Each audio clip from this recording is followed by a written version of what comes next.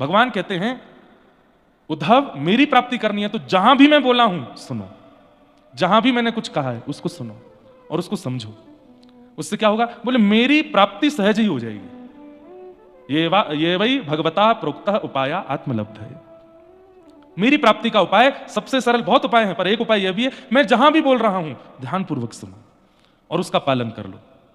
तो इसलिए मैं कभी प्रयास करूंगा कि श्रीमद् भागवत में भी जहां भी श्री भगवान वाच शब्द है केवल उनको अंकित करके एक कथा केवल भगवान की वाणी पर ही हो। भागवत में, भगवत गीता तो सब सुनते ही हैं, भागवत में भगवान क्या क्या बोल रहे हैं, बहुत विषय लंबा तो होगा लेकिन आनंद आएगा। तो नारद जी श्री बद्री नारायण भगवान से पूछते हैं कि महाराज गंगा जी के अवतरण की एक कथा तो हम सब जानते हैं कि कथा सबको पता है, गंगा जी कैसे आई पृथ्वी पर। एक बड़ी प्रसिद्ध कथा है, वो पहले सुन लो फिर अंतरंग कथा सुनाएंगे। प्रसिद्ध कथा ऐसे है कि सगर राजा हुए। क्या नाम था? सगर। सगर राजा, इन्होंने अश्वमेध यज्ञ किया और इनके यज्ञ के बाद में जो अश्व छोड़े जाते थे उसको इंद्र चुरा ले गए और इंद्र ने जाकर के उस अश्व को कपिल मुनि के आश्रम, भगवान कपिल जहां सागर के तट पर बैठकर के ध्यान कर रहे थे वहां जाकर के उस अश्व को बांध दिया। तब सगर ने अपने पुत्रों को आज्ञा की कि जाकर के अश्वों को ढूंढ के लाओ। आपके पुत्र ढूंढने के लिए गए तो जैसे ही कपिल भगवान के आश्रम पहुंचे वहां पर अश्व को बंधा देखा, कपिल भगवान नहीं लाए थे, इंद्र बांध के चला गया। तो आपने जाकर के वहां पर थोड़ा कुछ कहना शुरू कर दिया कि अरे ध्यान कर रहे हो, तपस्या में बैठे हो, हमारे पिता के घोड़े को चुरा लाए हो। तो कपिल भगवान ध्यान तप में बैठे थे, आपके नेत्रों से दिव्य तेज प्रकट हुआ और वे सारे बालक जल करके भस्म हो गए। तब सगर राजा ने अपने दूसरे पुत्र को भेजा और उन्होंने जाकर के जब देखा तो कपिल भगवान के आश्रम पर अश्व बंधे हैं और राख का ढेर। उन्होंने पूछा कि भगवान ये अश्व तो हमारे पिताजी का है। तब उन्होंने पूरी बात बताई। बोले अश्व कोई और बांध के गया, तुम्हारे सब बड़े भाई लोग हम पर संशय कर रहे थे, नेत्र से दिव्य तेज निकला, जल के भस्म हो गए। बोले अब इनका उद्धार कैसे होगा? तो बोले एक ही उपाय है। बोले क्या? वैकुंठ में भगवान श्री नारायण के चरणों का नित्य पूजन होता है और उनके चरणों का नित्य मार्जन होने पर जो जल संचित होता है वो गंगा है। यदि वे पृथ्वी पर आ जाएं तो भयंकर अपराध करने वाले मानवों का भी उनके स्पर्श से कल्याण हो जाएगा। तो आप जाकर के तप करो। तब सगर राजा के पुत्रों ने जाकर के हिमालय पर तप किया। प्रथम पुत्र के तप पर नहीं आई, दूसरे पुत्र के तप पर नहीं आई, तब तीसरे पुत्र श्री भगीरथ जी गए और उन्होंने जाकर के गंगा मैया से कहा कि मेरे पूरे पूर्वज निकल गए, आपको बुलाने में आप आती क्यों नहीं है? मां कुपुत्रो जायेत क्वचित अपि कुमाता न भवति। पुत्र को पुत्र होता है, मां कुमाता थोड़ी होती है, मां तो दयावंत होती है। आप आइए ना पृथ्वी पर। तब भगीरथ के इस वेदना से महादेव रुष्ट हो गए और महादेव ने कहा अरे गंगा ये तुम्हें बुला रहे हैं, तुम जाती क्यों नहीं हो? तब गंगा जी बोली मैं पृथ्वी पर जाऊंगी, ये सारे दुष्ट लोग स्नान कर करके मुझे अपवित्र कर देंगे। तब महादेव ने कहा नहीं, आप मां हैं, दुष्ट जन स्नान करके अपवित्र करेंगे तो संत जन आकर के स्नान करके आपको पवित्र भी तो कर देंगे। केवल दुष्टों का ही स्नान थोड़ी होगा। भजनानंदी, इसीलिए भजन भी आवश्यक है। जब व्यक्ति नाम जप करके गंगा स्नान करने जाता है तो गंगा जी उसका स्वागत करती है। इतने सारे पापी नहा करके गए, कोई नाम जापी आ रहा है, कोई भगवत निष्ठ आ रहा है, कोई गुरु निष्ठ आ रहा है, इसके स्नान से मैं पवित्र हो जाऊंगी। इसलिए गंगा स्नान से पूर्व थोड़ा सा तप किया करो, थोड़ा भजन किया करो। आजकल लोग समझते ही नहीं है, भारतीय लोग, क्या बताएं हम, कूद पड़ते हैं, स्विमिंग पूल की तरह नहाते हैं गंगा जी में। अपराध है, भगवान का चरणामृत है वो। पहले तो कक्ष में स्नान करो, तिलक स्वरूप धारण करके बिल्कुल जैसे मंदिर जाते हैं वैसे जाओ, गंगा जी के तट पर बैठ के थोड़ा ध्यान करो, तप करो, भजन करो, नाम करो, उसके बाद गंगा जी में प्रवेश करो। गंगा जी भी आह्लादित हो जाए आपको लेकर के, ऐसा। तब महादेव ने आज्ञा की कि नहीं आप जाइए, आपको कल्याण करना होगा। तब विष्णुपति गंगा वैकुंठ से प्रकट होती हैं, तब ब्रह्मा जी उनको अपने कमंडल में लेते हैं। कमंडल से प्रकट होती हैं तब महादेव उनको अपनी जटाओं में धारण करते हैं। महादेव की जटा ही हिमालय के अलग अलग शिखर हैं। तब कहीं से अलकनंदा, कहीं से भागीरथी, कहीं से जाह्नवी, आदि आदि रूपों में गंगा जी प्रकट होती हैं और देव प्रयाग में आकर के वह गंगा हो जाती हैं और आकर के पृथ्वी पर आगे आगे भगीरथ चल रहे हैं, पीछे पीछे गंगा भागीरथी चल रही हैं और श्री गंगा मैया भ्रमण करती हुई उत्तराखंड, उत्तर प्रदेश, बिहार, बंगाल की खाड़ियों से होती हुई श्री गंगा सागर में विराजमान होती। बोलो गंगा मैया की जय। ये गंगा मैया की प्रकट कथा है। अब अप्रकट कथा देवी भागवत में क्या है? बहुत सुंदर।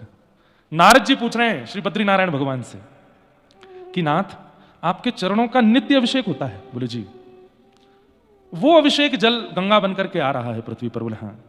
लेकिन गंगा में स्नान करके कभी कभी किसी को, कोई ज्ञानी हो तो उसको ज्ञान मिलता है, वैरागी हो तो उसको वैराग्य मिलता है, प्रेमी हो तो उसको प्रेम मिलता है। इतना सब रस एक नदी के जल से प्राप्त होना ये संभव तो नहीं। इसके पीछे मुझे लगता है कोई अंतरंग बात और है। इस जल में कुछ और भी मिश्रित है। तब श्री बद्री नारायण भगवान प्रसन्न मुद्रा से कहते हैं, सुनो नारद, मैं तुम्हें सुनाता हूं।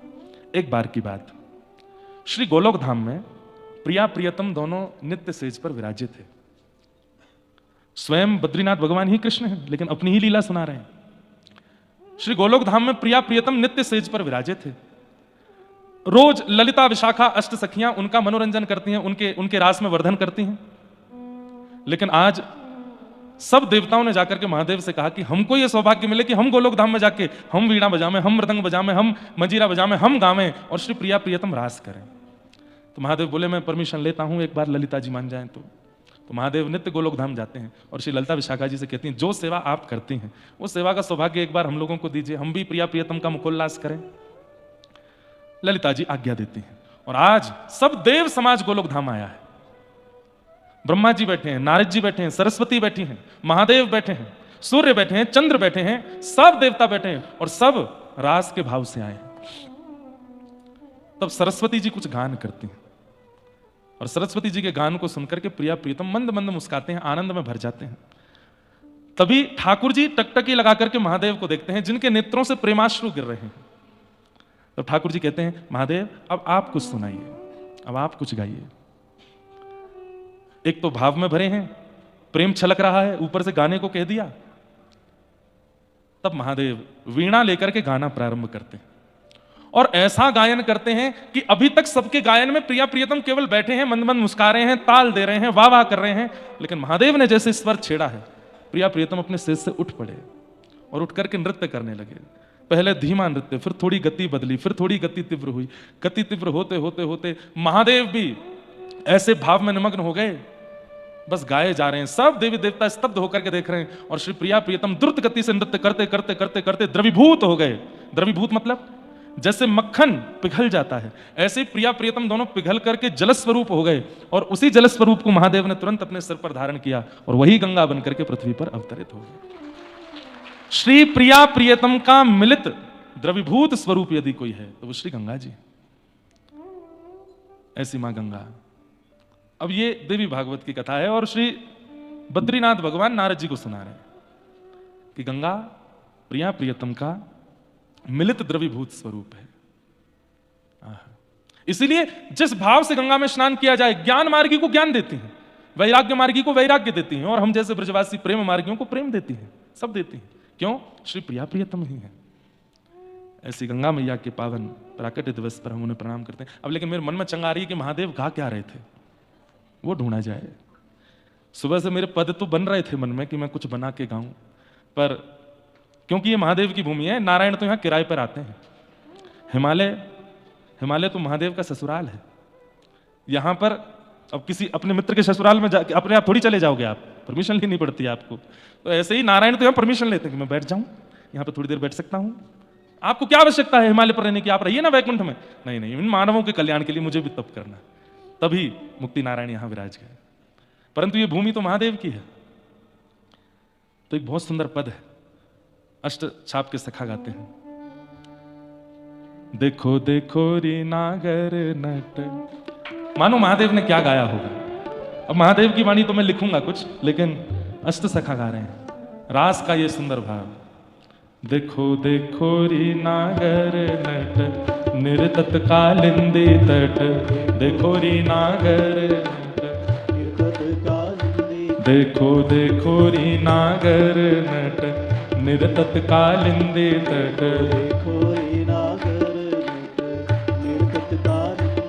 देखो देखो री नागर नट निर्तत कालिंदी तट,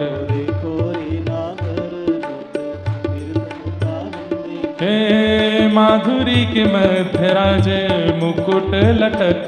हाँ माधुरी के मध्य राजे, हे माधुरी के मध्य राजे मुकुट लटक। हाँ माधुरी के ओ देखो देखो री नागर नट निर्तत कालिंदी तट, ओ देखो देखो री नागर नट निर्तत कालिंदी तट। बोल रास रासेश्वर भगवान की।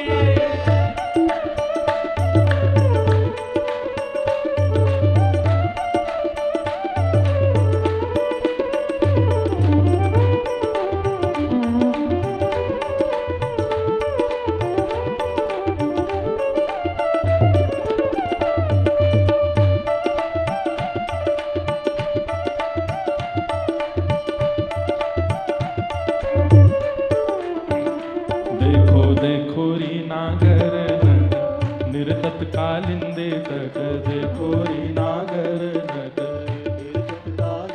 देखो देखो रे नागर नट, निरतत्कालिंदे तट हे माधुरी के मध्य राजे मुकुट लटक,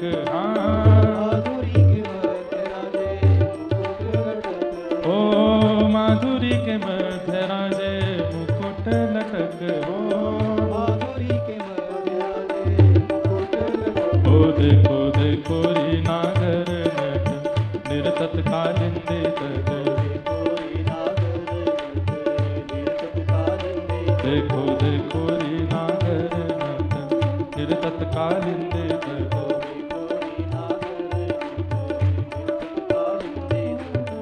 ठाकुर जी नृत्य कर रहे हैं और श्री महादेव प्रेम से गा रहे हैं। अब यहाँ इंटरनेट तो चलता नहीं, पद मिल नहीं रहा मुझे, नहीं तो पूरा गाता। बहुत सुंदर पद है क्या आपके पास? तो भिजवाओ ना वहां बैठे बैठे, जल्दी दो। हाँ भाई दोबारा बजाओ। देखो देखो रे नागर नट, निरतत्कालिंदे तट देखो, रुक जाओ। देखो देखो रे नागर नट, निरतत्कालिंदे तट, ओ काछनी किंकिनी कट पीतांबर की चटक, काछनी किंकिनी कटी पीतांबर, आहा कितना सुंदर भाव है।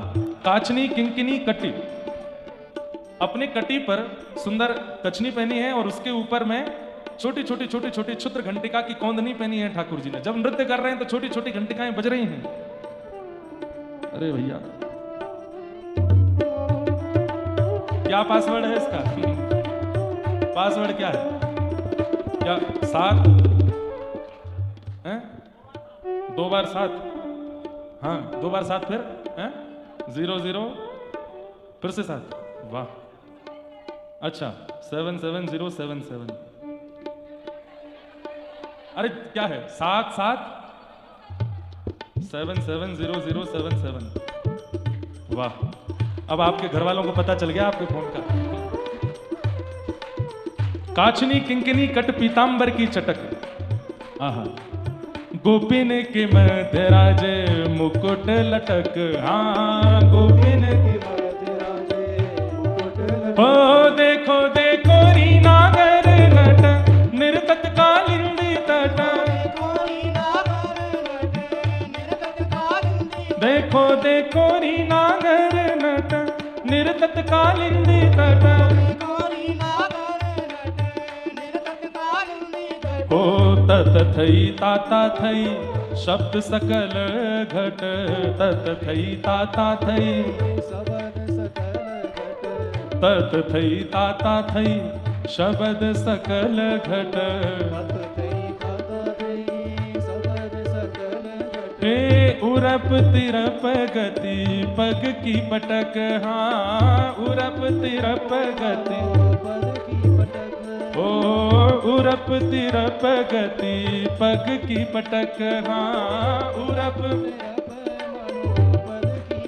ओ देखो देखो री नागर नट, निरतत्कालिंदे तट,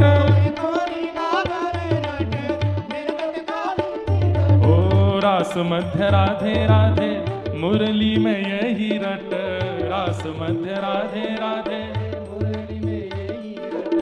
रास मध्य राधे राधे मुरली में यही रट, ओ नंददास गावे तहाँ निपट निकट, हो नंददास गावे तहाँ, हाँ नंददास गावे तहाँ निपट निकट, हो नंददास गावे, हो देखो देखो री नागर नट, निरतत्कालिंदे तट, देखो देखो री नागर नट, निरतत्कालिंदे तट, हे गोपिन के मध्य राजे मुकुट लटक, हाँ गोपिन के मध्य राजे, हे देखो देखो री नागर नट, निरतत्कालिंदे तट, देखो देखो देखो री नागर नट निर्तत कालिंदी तट बोल रास रासेश्वर भगवान की। देखो देखो री नागर नट निर्तत कालिंदी तट गोपिन के मध्य राजे मुकुट लटक। हाँ गोपिन के मध्य राजे की लटक। देखो देखो री नागर नट निर्तत कालिंदी तट। देखो री नागर नट निर्तत कालिंदी। यही पद चलेंगे मानसरोवर की कथा में। वहां आज तक वैराग्य की ही बातें की गई होंगी, हम वहां रस की ही चर्चा करेंगे।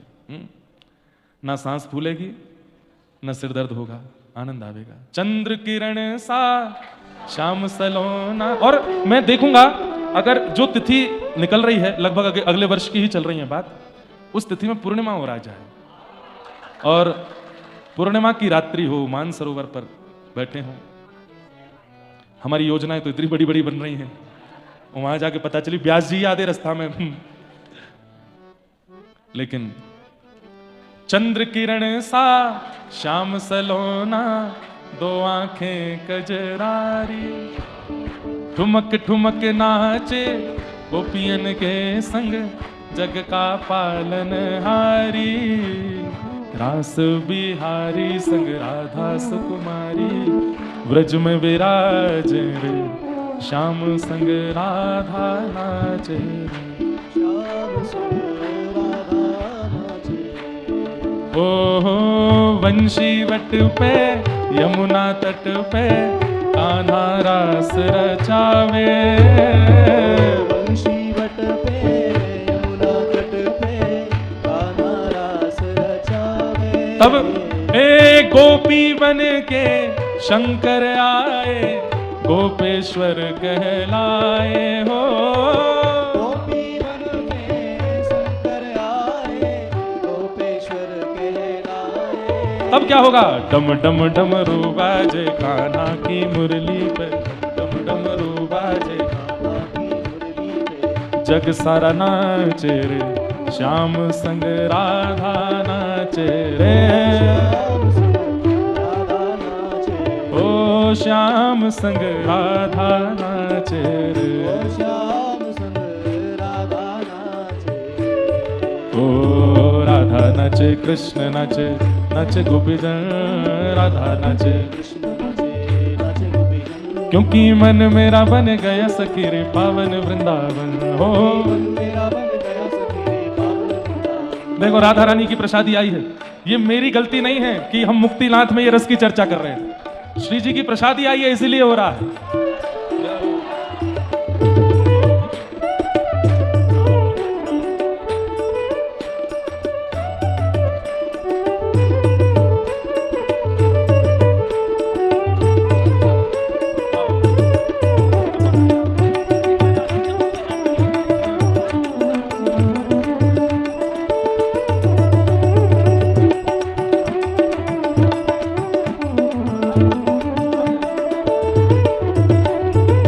वंशी वट पे यमुना तट पे। देखो मुझे नहीं पता था कि ये चुनरी लाए हैं, लेकिन मैं पहचान गया था कि बरसाने से आए हैं, हमारे विनोद बाबा महाराज के शिष्य हैं, तो निश्चित है कि श्री जी आई हैं।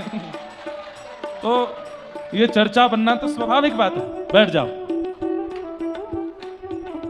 जहां विराजे राधा रानी मेरो मन लगो बरसाने में। जहां विराजे राधा हो मन हट्यो है दुनिया दारी से। मन हट्यो है दुनियादारी से। मन हट्यो है दुनिया दारी से। मन हट्यो है दुनियादारी से। जहां बहे खारा पानी हो। जहां बहे खारा पानी हो बाला मैं बैरागन हूँगी हूँगी मैं बैरागन हूँगी मैं बैरागन। हे जिन भेषा मेरो सावेरो रीझे। जिन भेषा मेरो सावेरो रीझे। हाँ जिन भेषा मेरो सावेरो रीझे। जिन भेषा मेरो सावेरो सोही भेष धरूंगी हो, मैं तो सोही भेष धरूंगी, हाँ मैं तो सोही भेष धरूंगी हो, मैं तो सोही भेष धरूंगी। अरे हाँ मैं बैराग होंगी होंगी, मैं बैराग हाँ होंगी, मैं बैराग होंगी होंगी, मैं बैराग।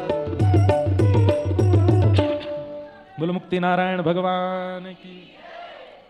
बद्रीनाथ में पिछले वर्ष संकल्प लिया था कि मुक्तिनाथ में कथा करेंगे, तो बद्रीनाथ भगवान ने ही पूरी व्यवस्था संभाली। अब मुक्ति नारायण में संकल्प ले रहे हैं कि अगले वर्ष कथा मानसरोवर करेंगे।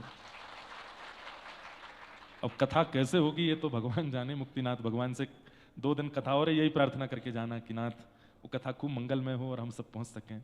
और महादेव हाँ गए थे आप, वाह, तो अगले साल मत चलना फिर।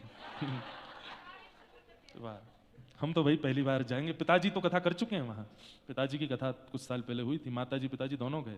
हम कल माताजी से बोले कि 2 दिन की 3 दिन की कथा बच्ची आप आ जाओ। बोले मैं छोटे पुटे पहाड़ों पे नहीं जाती, मैं मानसरोवर होके आ चुकी हूँ। मैं उनको बहुत मैंने कहा आप कपूर लेके आ जाना, ऑक्सीजन की कोई दिक्कत नहीं, हम विमान की व्यवस्था कर देते हैं, आप सीधे यहीं पहुँच जाना, दामोदर कुंड दर्शन। सब बातें सुनने के बाद फिर यही बोले हम छोटे मोटे पहाड़ों पे नहीं जाते, हम तो मानसरोवर होके आ चुके हैं। मैंने कहा वाह। तो ये एक भाव है, बाकी नाथ पूरा करें ऐसी हमारी भावना। जीवन देखिए, लोग बाग ऐसा सोचें कि भाई वृद्धावस्था में या फिर थोड़ी आयु और बड़ी हो तब जाएं, क्या फायदा, अभी इंद्रियां सारी योग्य हैं।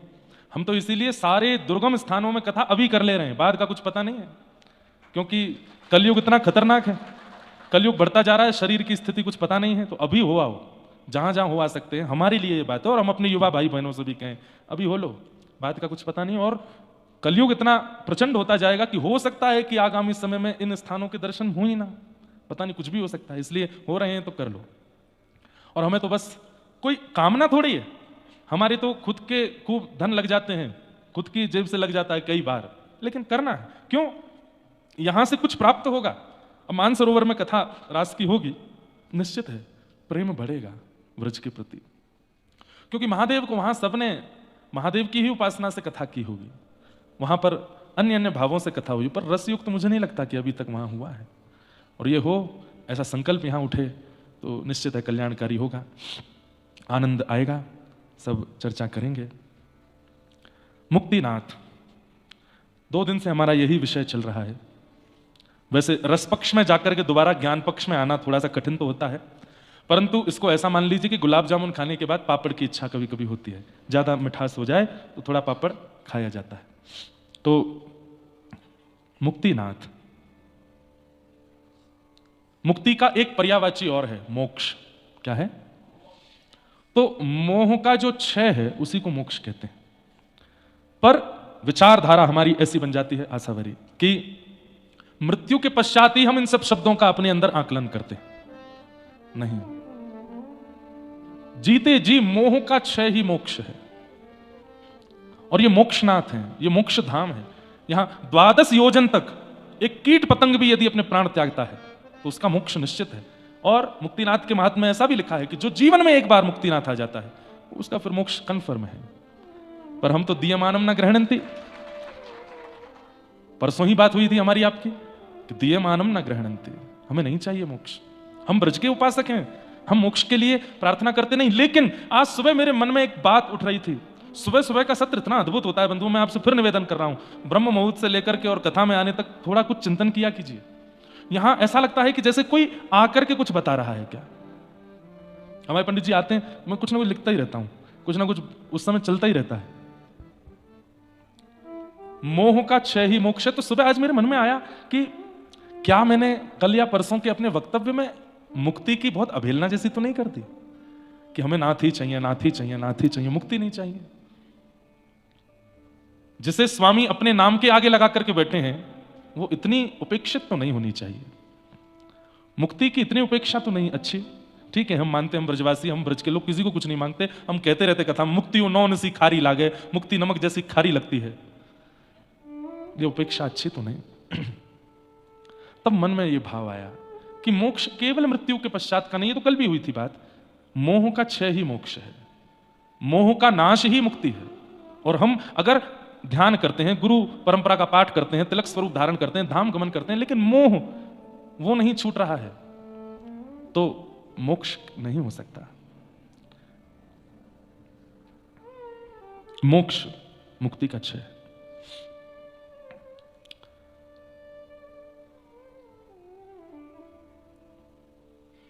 मुक्ति नारायण, मुक्तिनाथ। नाथ शब्द का अर्थ क्या होता है? रक्षक, जो हमारी रक्षा करे उसे नाथ कहते हैं। ठाकुर जी किन किन प्रकारों से रक्षा करते हैं? कई बार हमारे मन में ऐसे भाव आ जाते हैं, मुक्तिनाथ गए थे, बहुत दुर्गम रास्ता था, बहुत कठिन रास्ता था, गाड़ी एक बार तो लगा कि बस खाई में गिर जाएगी, एक जगह पत्थर गिर गए थे, एक जगह ऐसा हो गया था, भगवान ने हमारी बड़ी रक्षा की। ये रक्षा नहीं है, इसको रक्षा नहीं मानते। हमारी तो सांस फूल गई थी, डॉक्टरों ने कह दिया था इनको वापस ले जाओ, लेकिन एक आध घंटे में ही थोड़ी सी ठीक हो गए, मुक्तिनाथ भगवान ने रक्षा की। ये रक्षा नहीं है, ये तो आपके प्राण बचे हैं कुछ दिन के, और इसलिए तब तक कुछ हो नहीं सकता। जब जाने होंगे तो चले ही जाएंगे, नहीं जाने होंगे तो आप कितने भी 0% एयर उसमें जहां पर ऑक्सीजन लेवल हो वहां पहुंच जाओ तो प्राण नहीं जाएंगे। प्राण का जब जाना निश्चित है तो ही जाएगा। इसमें आप ये बात अगर कहते हैं कि भगवान ने हमारी रक्षा की, ये रक्षा नहीं है। रक्षा क्या है? स्वामी विवेकानंद विदेश गए थे और उनके वक्तव्य को सुन के किसी स्त्री ने मोहित होकर के कह दिया, आप मुझसे विवाह कर लो। विवेकानंद जी बोले क्यों? बोले आप जैसे पुत्र को जन्म देना मेरा सौभाग्य होगा, मैं आपसे विवाह करूंगी तो आप जैसा पुत्र मेरे से जन्मेगा। स्वामी विवेकानंद ने 3 परिक्रमा करके प्रणाम किया, बोले कि मैं अपने जैसा पुत्र दे पाऊंगा इसकी गारंटी नहीं, और जब तक जीवित हूं मैं ही आपका पुत्र रहूंगा, आपकी इच्छा पूरी होगी, मैं आपका पुत्र हूं। यह है भगवद रक्षा, कि विषय सामने आया और आप विचलित नहीं हुए, वस्तु सामने आई भोग की लेकिन आप विचलित नहीं हुए, यह है भगवद रक्षा। और विषय वस्तु सामने आ गई और आपने सोचा कोई देख थोड़ी रहा है, किसी को पता थोड़ी चलना है, और आप उस विषय में प्रवृत्त हो गए, मतलब ठाकुर जी ने रक्षा नहीं की आपकी। भगवान कहते हैं नमे भक्त्या प्रणश्यति, मैं अपने भक्त का कभी पतन नहीं होने देता। पतन का मतलब मृत्यु से तो नहीं होता, जीवित अवस्था में आने वाली योजनाओं में। जब व्यक्ति, उनकी कथा सुनी होगी सबने, सदन कसाई, शालिग्राम भगवान को ही बाट मान करके तराजू में तोल देते थे, मांस एक तरफ मांस दूसरी तरफ शालिग्राम। कथा सबने सुनी है। एक संत को पता चला तो शालिग्राम जी ले गए उनके पास से और उनका पंचामृत अभिषेक करके सिंहासन में बैठाया। तो शालिग्राम भगवान ने रात्रि में स्वप्न दिया, नहीं मुझे वापस वहीं छोड़ के आओ। बोले वहां क्या अच्छा लगा आपको? बोले सदन कसाई के जो तराजू में लुढ़कने में आनंद है वो सिंहासन में नहीं है। तो संत ने पूछा कि क्या है उस सदन के पास? तब भगवान बोले उसका स्वभाव, वो क्रिया क्या करता है, वो कर्म क्या कर रहा है, मैं उसको एक बार को नजरअंदाज कर देता हूं। क्यों? क्योंकि वो उसके स्वभाव से बहुत नीचे है, स्वभाव उसका बहुत अच्छा है। न जाने कौन से गुण पर दया निधि रीझ जाते। जैसे ही संत वापस शालिग्राम लेकर के आए और सदन कसाई को कहा कि इनको तो तुम्हारे पास ही रहना है, रखो। तब सदन कसाई ने सोचा कि जब नाथ मेरे लिए सिंहासन छोड़ के आ सकते हैं, नाथ मेरे लिए पूर्ण व्यवस्था छोड़ के आ सकते हैं, मैं नाथ के लिए मांस का विक्रय नहीं छोड़ सकता। उसी लिए त्याग दिया सब, निकल पड़े जगन्नाथ की यात्रा पर। क्योंकि श्रेष्ठ कुल में नहीं थे, इसलिए लोग बाग उनको थोड़ा दूर रखते थे अपने आप से। एक नगर में पहुंचे तो उस नगर में एक कन्या खड़ी थी अपने बालकनी पर, और देख करके रीझ गई सदन कसाई से। सदन जी ने उसको देखा, कुछ ऐसा भाव नहीं था, पर उस कन्या ने कुछ इशारा किया तो सदन जी तो भक्ति में लीन थे, उन्होंने बस हाथ जोड़ करके ऐसे सिर झुकाया। कन्या ने इशारा, उस स्त्री ने इशारा ये किया था कि अगर तुम मुझसे विवाह करो तो मैं अपने पति को मार के आ जाऊंगी। और सदन कसाई तो दीन होते हैं ना भक्त, तो उसने यही किया, मार करके अपने पति को आ गई और आकर के कहा कि अब तुम मेरा संग करो। सदन जी बोले मैं इसके लिए उपयुक्त नहीं हूं, मैं तो अब नाथ को प्राप्त करने जा रहा हूं, अब संसार की कोई रुकावट मुझे कैसे रोक सकती है? तो उसने कहा मैंने अपने पति को मार दिया तुम्हारे लिए और तुम कह रहे हो कि, बोले मैंने ऐसा नहीं कहा था कि आप उन्हें मारिए, मेरी भावना ऐसी नहीं थी। अब स्त्री हट हल्ला कर दिया, पूरा नगर उस स्त्री की बात मानने लगा। और जय जय महाराज।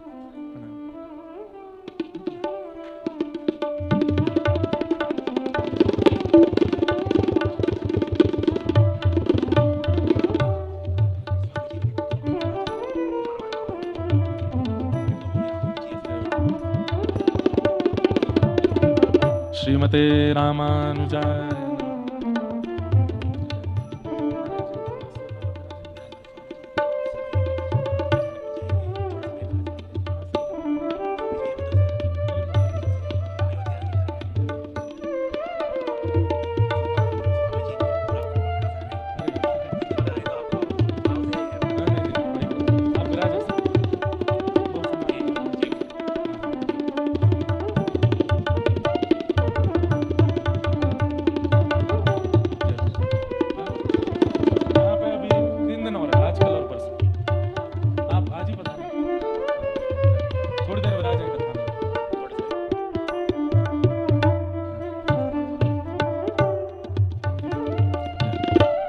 बड़ी कृपा है।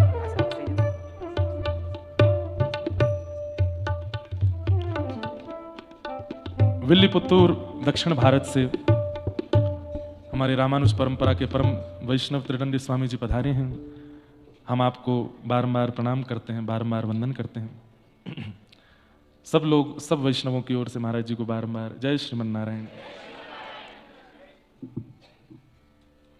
हमें तो ऐसे ही लगा कि रामानुजाचार्य जी ही पधारे हों। उनका आगमन इस मुक्तिनाथ धाम में अलौकिक था। आज एक और महापुरुष अभी आने वाले होंगे, दर्शन के लिए गए हैं, संभवतः आ जाएंगे समय से। वे भी हमारे रामानुज परंपरा के बड़े अच्छे आचार्य हैं। एक और नेपाल से भी एक स्वामी जी पधारे हैं। तो मैं क्या निवेदन कर रहा था? सदन कसाई की कथा। तो भगवान रक्षा कैसे करते हैं? उस स्त्री ने तो पूरे नगर में हल्ला कर दिया कि इसने मुझसे कहा था कि अपने पति को मारो। कई बार, बुरा नहीं मानिएगा, कई बार हमारे समाज में निर्दोष की बातें ना सुन करके कई बार एक पक्ष को ज्यादा ध्यान दे दिया जाता है। और वो स्त्री है, उसने रो करके जब कहा कि इन्होंने कहा था इसलिए मैंने पति को मारा, तो राजा ने अपने सामने खड़ा कर दिया और सदन कसाई से कहा कि क्या ये सत्य है? अब सदन जी तो जगन्नाथ जी के दर्शन में विह्वल हो रहे थे। ये कहां का प्रपंच लग गया उनके साथ? ये ठाकुर जी करते ही हैं, उनका स्वभाव ही है। जैसे ही आप उनसे मिलने के मार्ग पर चलोगे, एक प्रपंच तो वो लगा ही देते हैं पीछे। सदन जी बोले मुझे कोई इच्छा नहीं है, मैं अगर बहुत प्रमाण भी दूंगा तो भी इन्हीं को सत्य माना जाएगा।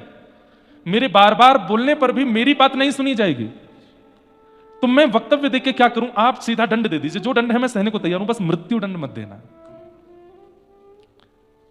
कागा सब तन खाइयो, मेरो चुन चुन खइयो मांस, पर दो नैना मत खाइयो, मोहे पिया मिलन की आस।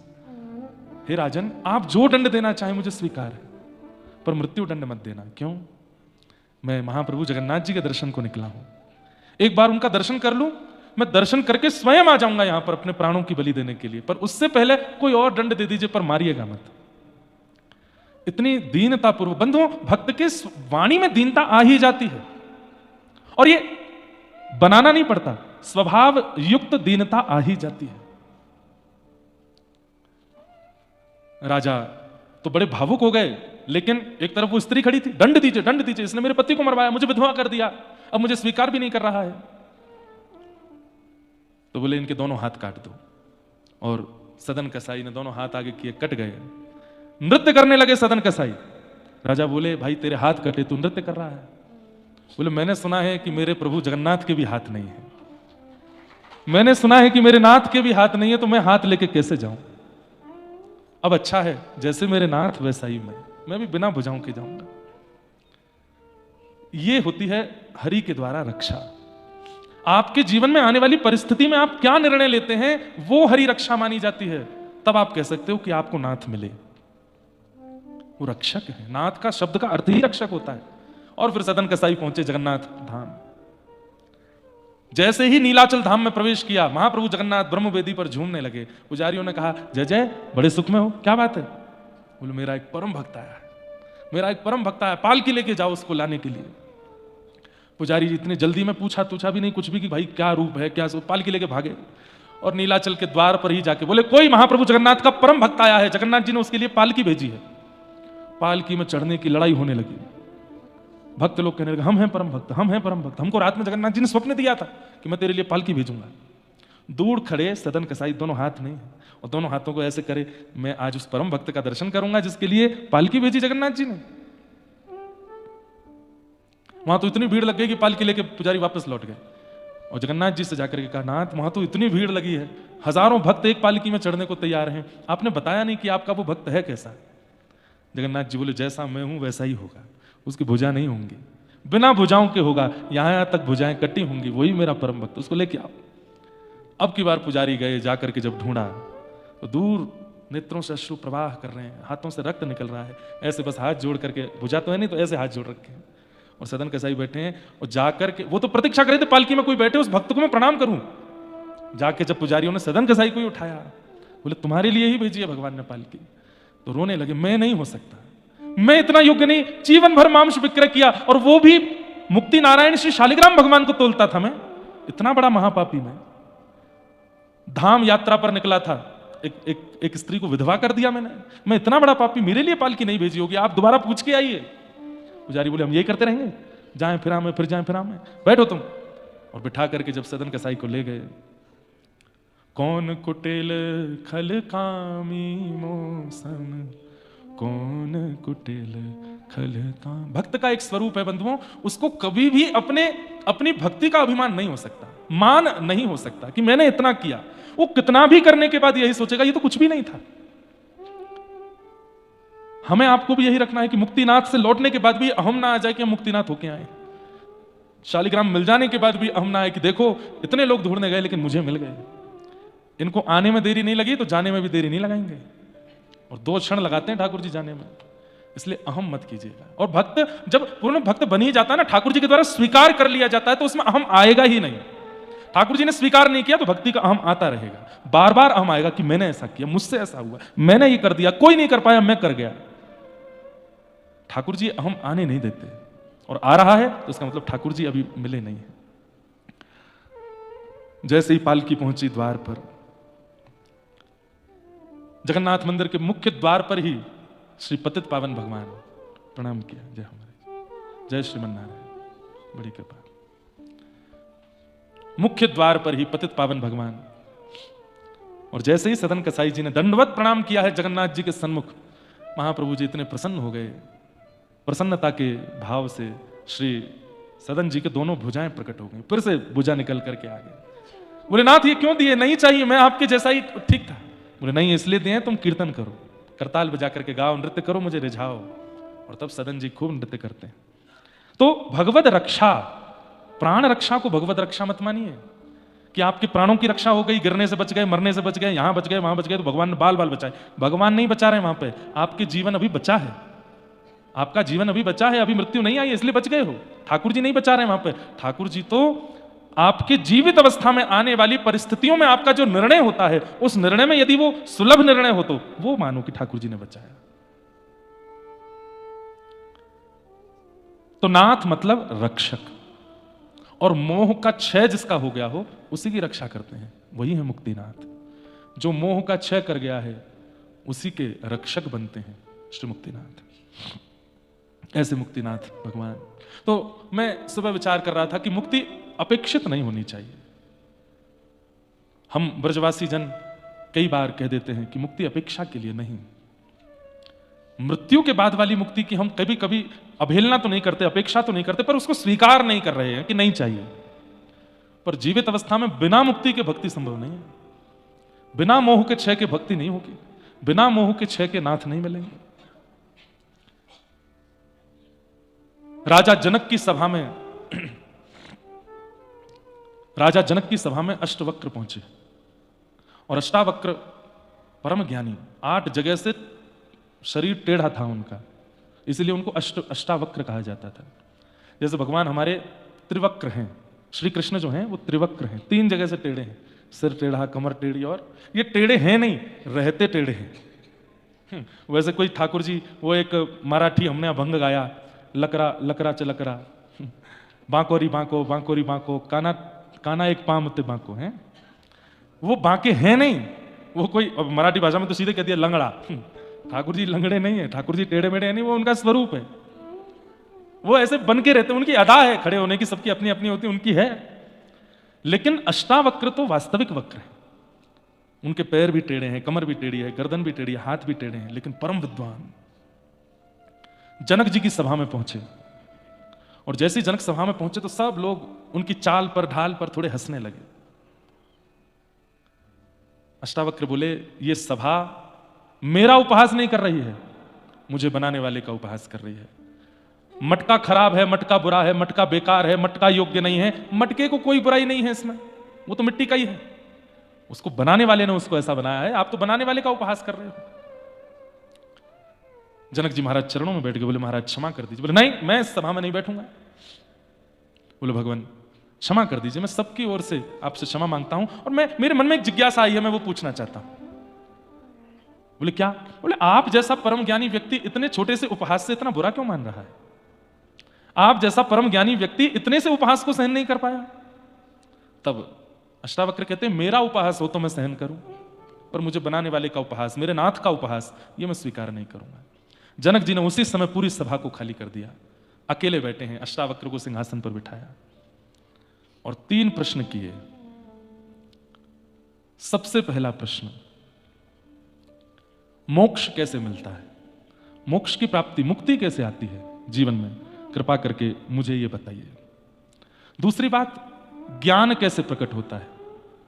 और तीसरी बात, वैराग्य का जन्म कैसे होता है? कौन कौन से प्रश्न किए? सबसे पहला प्रश्न, मुक्ति कैसे प्राप्त होती है। दूसरा प्रश्न, वैराग्य कैसे आता है। और तीसरा प्रश्न, ज्ञान की प्राप्ति कैसे होती है। अष्टावक्र बोले, तीनों प्रश्न एक साथ पूछने वाले नहीं है जनक। तुमने पहला प्रश्न किया, मुक्ति प्राप्त कैसे होती है। अब जब मोक्ष ही मिल गया तो मोक्ष प्राप्त करने वाला व्यक्ति ज्ञान नहीं पूछता, मोक्ष प्राप्त करने वाला व्यक्ति वैराग्य नहीं पूछता। ये 3 प्रश्न एक साथ नहीं पूछे जा सकते, एक ही पूछो, मोक्ष कैसे प्राप्त होता है, मुक्ति कैसे मिलती है।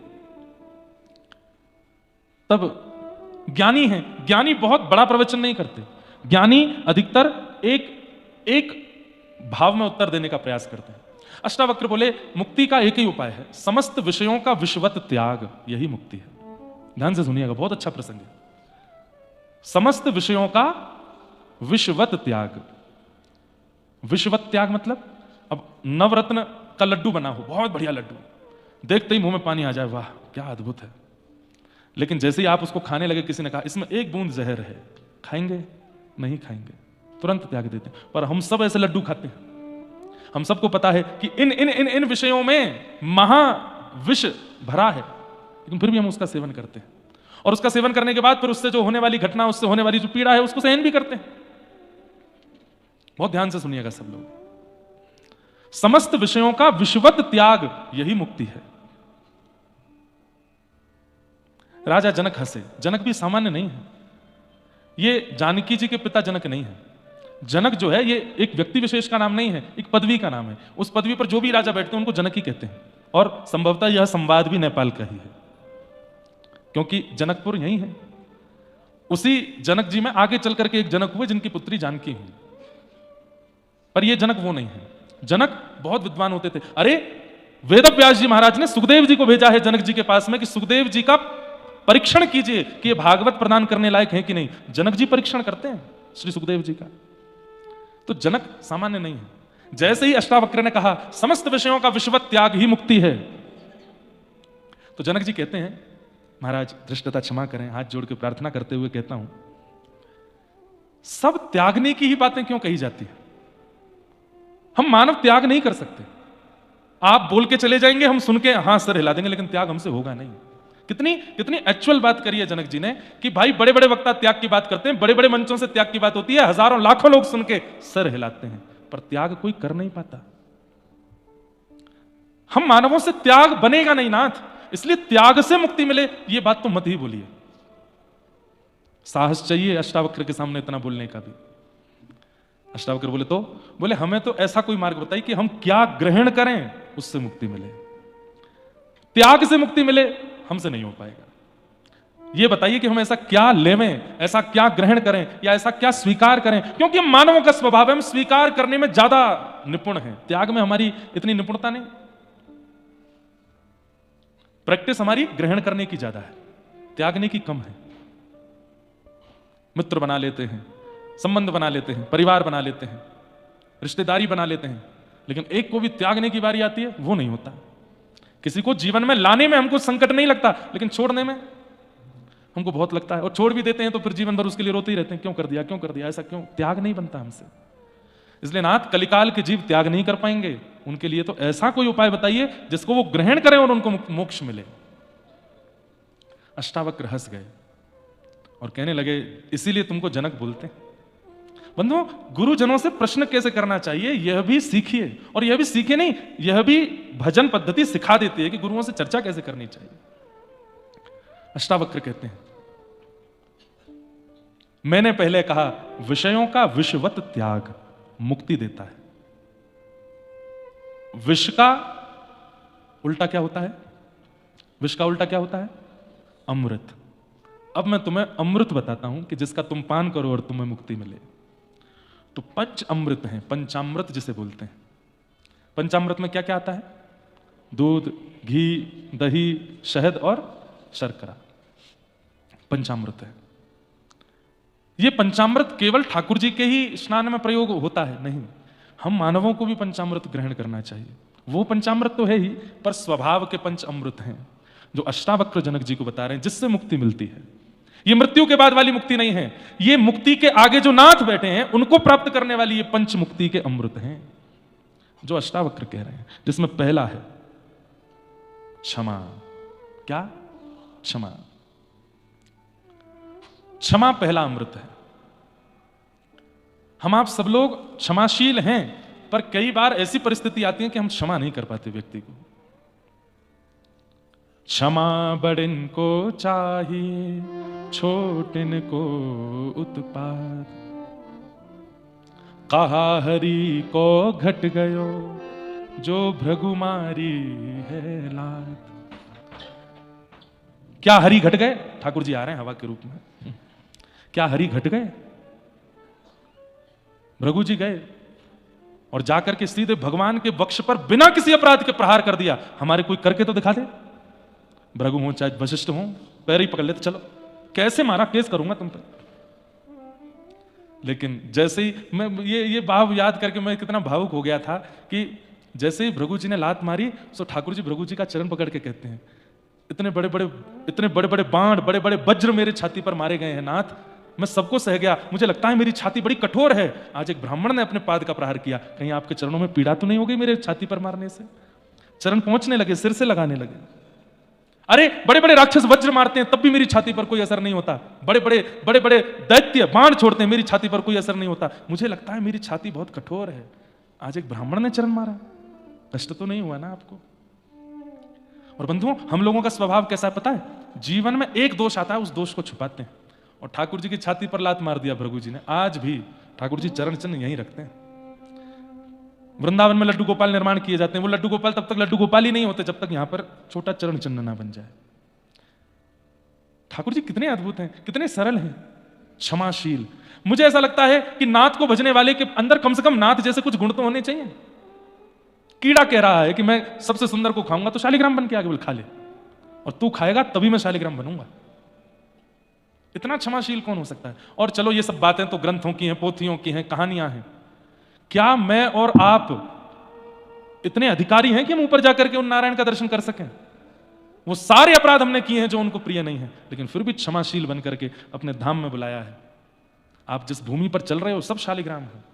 अपने ऊपर आपका भार सह रहे हैं, क्षमा कर रहे हैं तभी तो। उनकी अगर एक बार इच्छा हो जाए कि अब मैं एक दिन के लिए क्षमा नहीं करूंगा किसी को, उस दिन नूतन प्रलय हो जाएगा। एक व्यक्ति जीवित नहीं बचेगा इस सृष्टि में। ये सृष्टि चल रही है, हम जीवित हैं केवल और केवल उनकी क्षमाशीलता के कारण।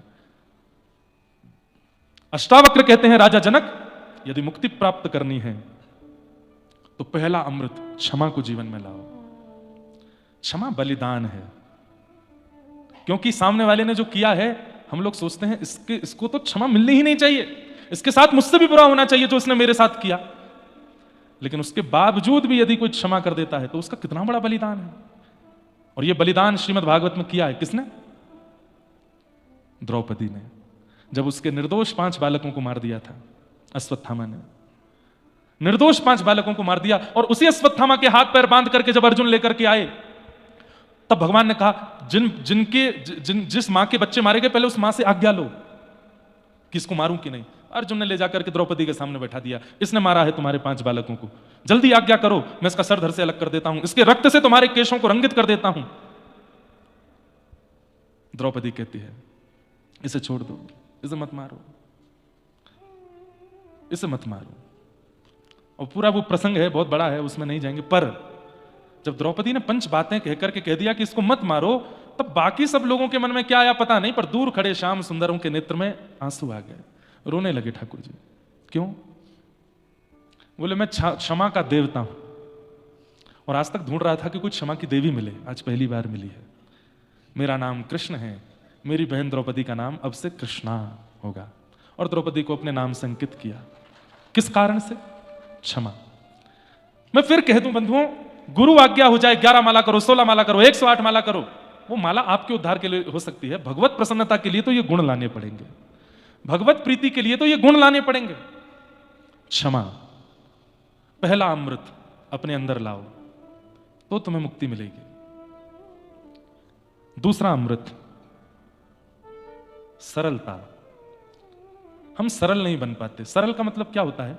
भोलापन, सहजता। जैसे छोटा बालक, वो सर्वप्रिय होता है, सबको अच्छा लगता है, छोटे बड़े सब उसको देख के खुश हो जाते हैं। क्यों? सरल है। शुद्धोषि मुक्तोषि निरंजनोषि संसार मायाम परिवर्जितोषि संसार मायाम परितज्य निद्रा मदालसा वाक्य उवाच बालम। छोटा बालक वो भोला होता है। छोटा सा बालक जोर से गिर जाता है तो ऐसे माथा फूल जाता है उसका, माता पिता ऐसे हाथ रख देते हैं, हाथ बहुत जोर से रोता है, लग गई। कई बार बालकों के रक्त आ जाता है, गिरा जाते हैं। तो खुशी कितनी सस्ती है, 1 रुपए की टॉफी दे दो, भूल जाता है अपनी पीड़ा, भूल जाता है अपना रक्त, भूल जाता है अपना दर्द। 1 रुपए की टॉफी लेकर के डॉक्टर वो क्या बोलते हैं उसको, स्टिचेस कर देता है। मैंने देखा है अपने छोटे छोटे भांजों को, एक के लग गई थी बहुत, इतना पूरा मुंह उसका रक्त में हो गया। उसको लेकर के गए, हम लोगों के हाथ पैर कांपे उसको देख करके, और डॉक्टर के सामने लेके गए, पूरा मुंह पोंछा, यहां पूरा कट गया था, रो रहा था। 5 रुपए की इतनी बड़ी एक चॉकलेट सी उसको दे दी हाथ में, हंसने लगा, भूल गया पीड़ा अपनी। और डॉक्टर बैठ करके उसके पूरा वो सिलाई कर दी, यहां पर कुछ नहीं हुआ। मैं कहता हूं ये बालक कितना, इसकी खुशी कितनी सस्ती है, इसकी प्रसन्नता कितनी सस्ती है। वही 25 वर्ष का आदमी दुखी हो जाए, 1 रुपए की टॉफी दे दो उसको, भाई तो खुश हो जाए, रोते नहीं दे, टॉफी को तुम्हारे मुंह पे ही मारेगा। क्यों? भोलापन निकल गया, सरलता निकल गई जीवन से, इसलिए ठाकुर जी मिलते नहीं। बंधुओं एक बात कहूं, मुझे कभी कभी ऐसा लगता है, जो व्यक्ति अतिश्रेष्ठ होने के बाद भी, बड़ा होने के बाद भी, योग्य होने के बाद भी अपनी बाल चेष्टा का त्याग नहीं करता, वो ठाकुर जी को प्राप्त कर सकता है। हमको ना 3 घंटे के बाद महाराज जी बन के रहना बहुत बुरा लगता है। 3 घंटा कथा के बाद हमको फिर ये लगता है कि भाई खेलो कूदो, ऊधम मचाओ, हमारे साथ आनंद करो।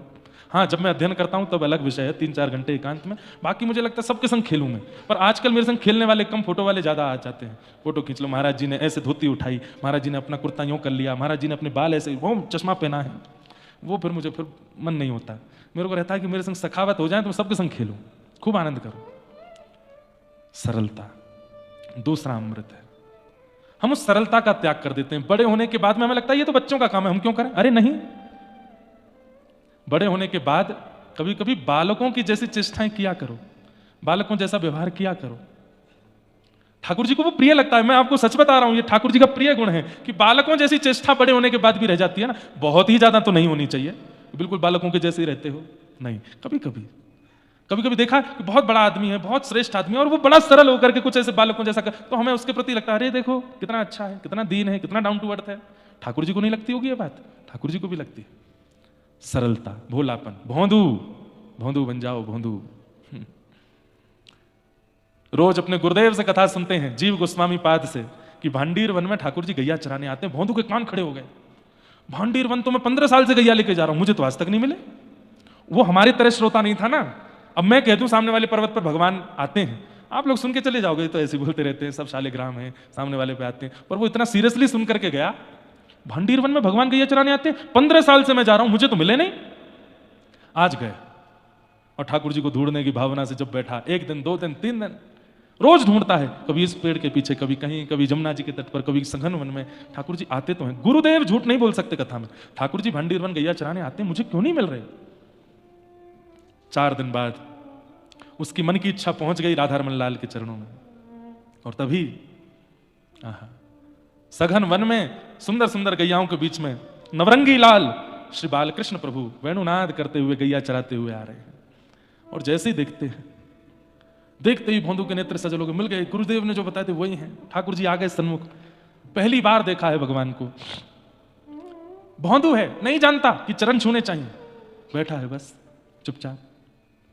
ठाकुर जी आके बोले, अरे प्रणाम ना करेगो आपको? अच्छा हाँ, गुरुदेव कहते तो हैं प्रणाम करना चाहिए, कैसे करूं? या चरणन में सिर झुकाए दे अपने। भोंदू ने प्रणाम किया। ठाकुर जी बोले, कहाँ नाम है तेरो? मेरो नाम भोंदू है। जैसे ही सुनी भोंदू, ठाकुर जी तो जोर से हंसे, लेट गए पृथ्वी पर हंसते हंसते। वो दोबारा बोलियो कहाँ नाम है? बोले मेरो नाम भोंदू। एक बार और बोल दे, तेरी मैया ने तेरा नाम भोंदू रखो? बोला हाँ भोंदू। तेरी पिताजी तेरी बहन सब तुमको भोंदू बोला मैं? बोला हाँ। अब तो ठाकुर जी और जोर जोर से हंसे। बोले भाई तू मेरा मित्र बन जा, तू कितना बढ़िया है, तू भोंदू है। कितना सरल है वो। और यही दूसरा अमृत है भगवत प्राप्ति का। सरल बन जाओ, सामान्य भाषा में भोंदू बन जाओ। अपनी रोटियां खोल लेता है, एक रोटी ठाकुर जी को देता है, एक रोटी अपने सामने, उसमें मिर्च का अचार और गुड़ ले करके जय जय पाओ। ठाकुर जी जल्दी जल्दी अपनी रोटी पा गए। भोंदू खाने ही वाला था। बोले लामो को दे दे, भूख लग रही बहुत जोर से। भोंदू बोला, मैया आपको खिलाती नहीं, भूखे रहते हो, अब तो दे दे जल्दी। और ठाकुर जी छीन करके खा गए। भोंदू बोला, अब मैं तो भूखा ही रहेगा, अब हम आप सब लोग होते तो हम ऐसा कहते ना, ये भी ले लो, ये भी ले। ठाकुर जी, अरे आप मिल गए, भूख की क्या, हम लोग बनावटी बहुत है, इतनी बनावटी बातें आती हैं हम लोगों को, भोंदू को नहीं आती। ठाकुर जी से कह रहा, मैं तो भूखा ही रहेगा, सभी खा गए। मैया ते रोटी बंधवा के लाए करो कल ते, मैं नहीं लाऊंगा, तू लेके आइयो मेरे काजे, 2 रोटी अपने काजे, 2 रोटी मेरे काजे। ठीक है। अगले दिन 4 रोटी लेके जाने लगा। रसोईया ने पूछा कि तू तो हमेशा 2 ही रोटी लेके जाता, आज 4 क्यों? और रोटी नहीं थे, मोटे मोटे टिक्कर, वो एक पालो तो भूख ना लगे पूरे दिन। भोंदू बोला, तुम्हारे भूखे भगवान आते हैं, यशोदा मैया उनको पवाती नहीं है, मेरी रोटी खा जाते हैं, मैं भूखा रह गया था कल, इसलिए उनके लिए 2 लेके जा रहा हूं। भोंदू तो कह के निकल गया। रसोईया बोला, ये इतना सीधा है, ये झूठ नहीं बोल सकता। जाके आचार्य चरण को बात बताई। आचार्य चरण श्री जीव गोस्वामी पाद ने बुलाया और भोंदू से कहा कि कौन मिले थे तुमको कल वन में? बोले, गुरुदेव आप जिनकी कथा सुनाते हैं ना, नंद नंदन यशोदा नंदन गैया चराने भांडीर बन जाते हैं, 15 साल में तो कभी दर्शन नहीं हुए, परसों जब आपने कथा में सुनाया तो मैंने ढूंढना शुरू किया, तो कल मुझे मिले। जीव गोस्वामी बोले, तुझे ठाकुर जी मिले? बोले हाँ। कैसे थे? मैं कैसे वर्णन करूं, मुझ पे तो शब्द नहीं है, पर उनके नेत्र हमारे जैसे नहीं थे गुरुदेव। हमारे नेत्रों का अंतिम छोर तो यही है, उनके बड़े लंबे लंबे नेत्र, यहां यहां तक नेत्र जा रहे थे। जब वे खोलते और बंद करते तो ऐसा लगता मानो कमल का पुष्प खुल रहा है, बंद हो रहा है। जब वे बोलते थे ना, तो उनके मुखमंडल में जो दंतावली वो इतनी सुंदर थी, मैंने ऐसे दंतावली नहीं देखी। ओष्ठ ऐसा लगता था मानो जैसे धनुष बाण है, और जब जब वे बोलते हैं तो मानो जैसे कोई वीर राजा, परम सुंदर राजा अपने धनुष के तस्कर पर बाण लेकर के छोड़ रहा हो, सामने वाला घायल हो जाता है। उनके तन से गुरुजी बड़ी अच्छी सुगंधी आ रही थी, जैसे कोई महंगा वाला इत्र लगा के आए हो। और बोले वो जहां जहां चल रहे थे, बैठ रहे थे, वहां की भूमि अपने आप कोमल, सुगंधित और शीतल होती जा रही थी। गुरुदेव समझ गए कि परमात्मा मिल गए इसको। और ये भोंदू है, कुछ नहीं जानता, ये कुछ भी नहीं जानता, ये वर्णन कर रहा है, इसका मतलब ठाकुर जी मिल गए। जीव गोस्वामी बोले, भोंदू तू उनको लेके आएगा अपने साथ? बोले कहां? आश्रम में? बोले हाँ, उनको अपने संग ले आएगा। अरे गुरुदेव, ये सेवा तो आप और भी विद्यार्थियों को दे सकते हैं, मैं तो ग्वारिया हूं, गैया चराता हूं, गोबर थापता हूं। नहीं, तू ही लेकर के आ। उसको ये लग रहा था कि ठाकुर जी सबको मिलते ही रहते हैं, मैं ही दुर्भाग्यशाली हूं जो मुझे 15 साल बाद मिले। इतना भोला। गया वन में, बड़ा खुश कि आज पहली बार आचार्य ने मुझे आज्ञा दी है, भगवान को लेके आओ। वन में गया, ठाकुर जी आए, ठाकुर जी के आगे 2 रोटी रख, तुम्हारी हैं और जो मेरी है, मेरी मत खाइयो, खाओ। अच्छा जय जय एक बात बता। बोले क्या? रोटी खा करके फिर आप कृपा करोगे? बोले कहा, मेरे गुरुदेव ने मुझको पहली बार जीवन में आज्ञा दी है, आपको लेके आश्रम जाना है, चलोगे? ठाकुर जी बोले, देख तू मेरा मित्र है, तू मेरा सखा है, तो मिलूंगा, जुलूंगा, बात करूंगा, खाऊंगा, पीऊंगा, आनंद करूंगा, हंसी मजाक करूंगा, चलो जाऊंगा, तेरे अलावा कोई सो नहीं मिलूंगा। अरे वो मेरे गुरुदेव हैं, उनकी कृपा से ही तो हम दोनों मिले हैं, उनसे तो मिल लीजिए। ठाकुर जी बोले, बिल्कुल नहीं मिलेंगे। वो नहीं मिलोगे? वो नहीं मिलूंगा। बिल्कुल नहीं मिलोगे? बोलो बिल्कुल नहीं मिलूंगा।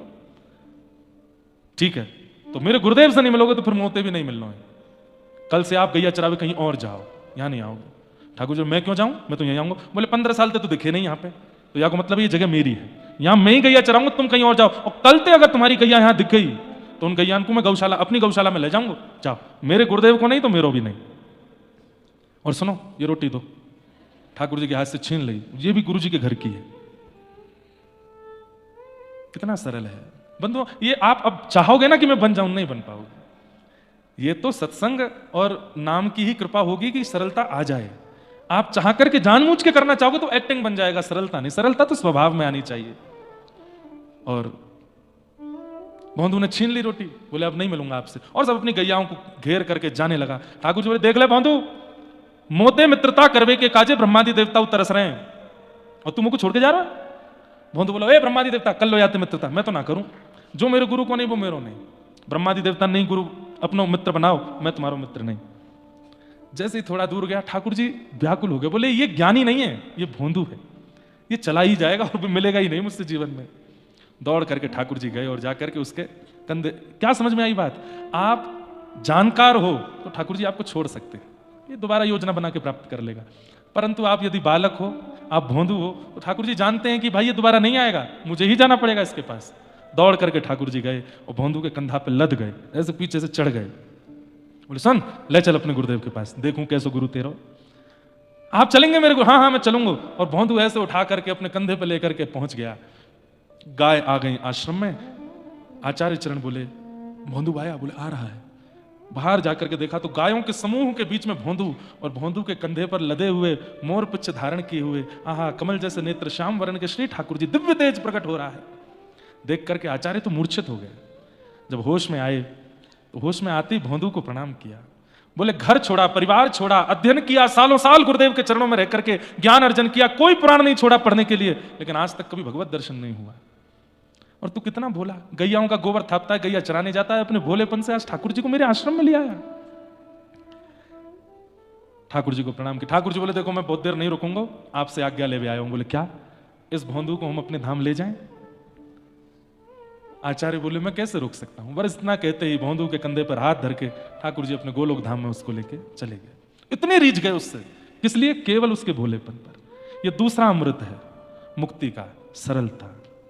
इस सरलता का त्याग मत करो, यही नाथ की प्राप्ति कराएगा। ये मुक्ति के पंच अमृत हैं। पहला क्षमा, दूसरा सरलता, और तीसरा दया। दया, सबके प्रति दया रखो, चाहे वृक्ष हो, चाहे मानव हो, चाहे योग्य हो, चाहे अयोग्य हो, सबके प्रति दया की भावना रखो। दया का मतलब क्या होता है बंधुओं?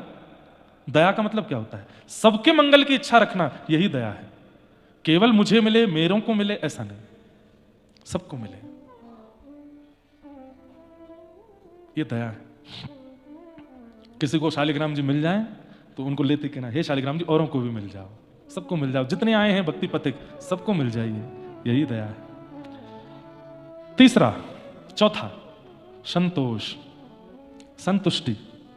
जो मिला है उसमें संतुष्ट रहो, जो प्राप्त है वही पर्याप्त है। ये संतुष्टि चौथा अमृत है। और पांचवा और अंतिम अमृत सत्य। सत्य के मार्ग का अनुगमन करो। अष्टावक्र अपनी गीता में ये पंच अमृत बताते हैं। त्याग नहीं कर सकते तो ग्रहण करो इन पंच अमृतों को। यदि मुक्ति के पीछे खड़े नाथ को प्राप्त करना चाहते हो तो ये पंच अमृत आपके जीवन में होने चाहिए। बोलो मुक्ति नारायण भगवान की जय। ठाकुर जी व्रज लीला करते हुए आज जैसे ही नंद भवन पहुंचे, यशोदा मैया 56 भोग बनाए रही है, इतने में ही ठाकुर जी प्रवेश कर गए। मैया बोली लाला दूर दूर दूर दूर, भीतर मत आइयो। ठाकुर जी चौ मैया का है गो, जय जय के काजे भोग बननो है। अरे तो मैया तू तो ऐसे भगा रही है मुंह को जैसे मैं नहाऊं धोऊं नाऊं का। मैया बोले हम सब पता हो, मैं मुंह धो के चलो जाए सुबह सुबह, नहावे नहाए, जय जय के काज भोग बननो, बाहर जा। ठाकुर जी सबसे बड़ो जय जय मैं हूं। मैया मोते बड़ो जय जय कौन सा आ गया दुनिया में। मैया तू माने ना है, तू मेरो ही भोग लगाए कर, तू मेरी अर्चना कर ले कर, चल चल बात मत बना, बाहर जा जाते मुंह को भोग बना दे। और पिताजी तो जाके पूछ कौन के काजे भोग बननो है। जैसे ही जाके ठाकुर जी ने नंद बाबा से पूछी, नंद बाबा कहते हैं लाला परजन्यो भगवान इंद्र, भगवान इंद्र हम सब ग्वारियाओं के ब्रजवासियों के राजा हैं, वही हमारे इष्ट हैं। उनको प्रसन्न करने के लिए हम हर वर्ष इंद्र पूजा करते हैं और उससे वे प्रसन्न होकर के अतिवृष्टि अनावृष्टि ओलावृष्टि से हमारे खेत इन सबकी रक्षा करते हैं। ठाकुर जी बोले अच्छा, तो फिर सूर्य की पूजा भी करो, क्यों सूर्य की कृपा के बिना तो फसल नहीं चलेगी। चंद्र की भी पूजा करो, वायु की भी पूजा करो। और पिताजी ऐसे करते करते तो 33 कोटि देवता हैं, सबन की पूजा करो, जीवन निकल जाएगा पूजा करवे में, कर्म कब करोगे। कितनी लॉजिकल बात यहां पर भगवान कृष्ण कहते हैं। कर्मणा जायते जंतु कर्मणैव विलीयते, सुखम दुखम भयम क्षेमम कर्मणैवाभिपद्यते। कर्म से सब मिलेगा व्यक्ति को। कर्म के साथ भजन जुड़ जाता है तो कर्म सुंदर हो जाता है।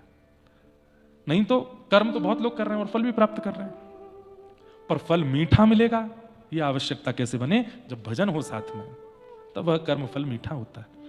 इसलिए पिताजी कर्म करिए, देवताओं के भरोसे थोड़ी पड़े रहना है। मेहनत करेंगे, परिश्रम करेंगे। ये देवताओं के लिए 56 भोग बना करके भोग लगा रहे हो, इससे देवता प्रसन्न नहीं होते। कर्म करने वाले व्यक्ति की देवता सदा सहायता करते हैं। परिश्रम करो। लेकिन छोटे से लाला 7 वर्ष के, कौन सुने उनकी बात। चल चल लाला, बड़ी बड़ी बातें न मत करे, हमें करन दे। बोले अच्छा, इंद्र की पूजा कर रहे हो, सूर्य नाराज हो गए तो, चंद्र नाराज हो गए तो, ऐसे की पूजा करो जिससे सब रीझ जाएं। ऐसा कौन है लाला। बोले जड़, जड़ में पानी डालो, पूरा वृक्ष हरा भरा होता है। ऐसे ही समस्त देवी देवताओं के जड़ मूल रूप हैं श्रीमन नारायण, और वही नारायण हमारे ब्रजमंडल में श्री गिरिराज जी के रूप में विराज रहे हैं। चलो श्री गोवर्धन पूजा करेंगे। ब्रजवासी बोले कहीं इंद्र नाराज है क्या। तो बोले जिनकी शरण में जा रहे हैं वो रक्षा करेंगे हमारी। और एक बात कह दूं। बोले क्या, तुमने इंद्र के कभी दर्शन किए। बोले नहीं, मैं तुम्हें वचन देता हूं कि श्री गिरिराज जी के तुमको दर्शन होंगे। चलो, सब ब्रजवासी मान गए, और आज वर्षों से चली आ रही इंद्र की पूजा बंद करके 56 भोग बैलगाड़ियों में सजा करके सब जा रहे हैं। लग रही आश करूं ब्रजवास तलहटी, गोवर्धन की मैं लग रही आश करूं ब्रजवास तलहटी, गोवर्धन की हे लग रही आश करूं ब्रजवास तलहटी, गोवर्धन की मैं लग रही आश करूं ब्रजवास तलहटी, गोवर्धन की